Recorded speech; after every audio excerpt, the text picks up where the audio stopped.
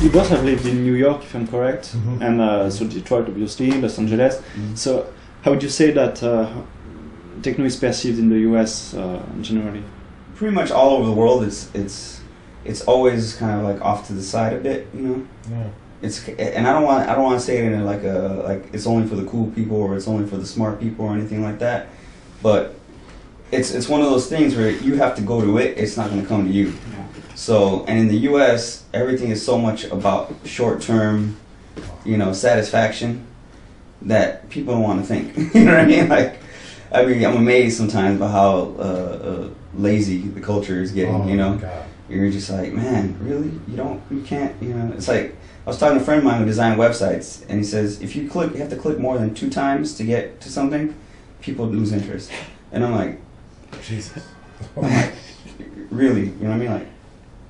Like, you know, like seriously, like that's way too lazy. I'm sorry. You know? Like it used to be that you had to get up, walk to the store, you know, go through the bins and, you know, look through shit. You know, now it's like, oh no, I can't, you know, I'm not gonna click this. So people are just getting lazy. So it doesn't matter where you're at. But in the US I think it's a whole nother level of like, I don't wanna think, just give it to me. Give it to me. And tell me the know, answers. Tell me what it is, and you know, are there girls gonna be there? Or, you know, is it gonna be nice? You know what I mean? Like they don't even want to go into the details of what it is or think about it or talk about it. You know, it's like, I mean, even conversation is becoming something where people don't want to, they don't have time for it, you know. In New York, it's like if you catch up with a friend of yours for 15, 20 minutes for coffee, it's like, okay, great, well, I gotta go, you know, I'll see you later. You know, it's like, dude, let's just hang out, you know, let's talk for an hour, you know, or 2 hours, you know, hang out. It doesn't happen anymore, you know. The kids, they don't really talk, they text. Yeah, they don't call each other. They don't call each other. They don't just like text. You know, like wow. So it's no conversation. You know, so you know, LOL. Yeah, exactly. You I'm laughing. Take it to a whole other level in the U.S. So it's a real challenge. You know, it's like you have to get the kids that are what we were at their age. You know what I mean? Like curious, just naturally curious. You know, kind of angry. You know, like they have something inside them that's like. Why is the world upset? Yeah, why is the world like this? I don't like it. I'm frustrated. You know, and something's not right. You know, you know. That's like when the rave scene took off in LA. At least I knew a lot of the kids that were going were either confused about where they wanted to be in life, or were just strange. You know what I mean? Like they just wanted to see something else. You know, they were drawn to it because it was not anything else that was going on at the time. You know, like in the early '90s. You know, people who were there were like a mix of like. Suburban kids who had way too much money and could drive to parties and their parents just didn't care, you know, and like my friends from East LA, like some cholos, and like we're just there like tripping out on everything and like, you know, smoking too much weed and like, and being like, it's cool, dog, like, all right, yeah, you know, but you know, we could get in for free because we knew the security guards, you know what I mean, like these kinds of things.